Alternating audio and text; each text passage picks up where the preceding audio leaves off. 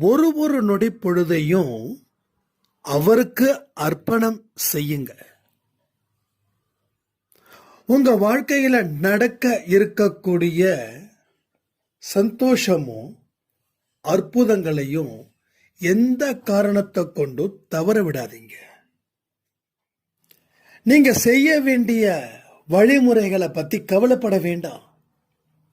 என்னைக்கு அவர்கிட்ட உங்க வாழ்க்கைய சரண் அடைஞ்சிக்க வச்சிட்டீங்களோ அப்பொழுதே அவர் உங்க வாழ்க்கைக்கு தேவையான அத்தனை விஷயத்தையும் உங்கள் முன் வந்து நிறுத்துவார்.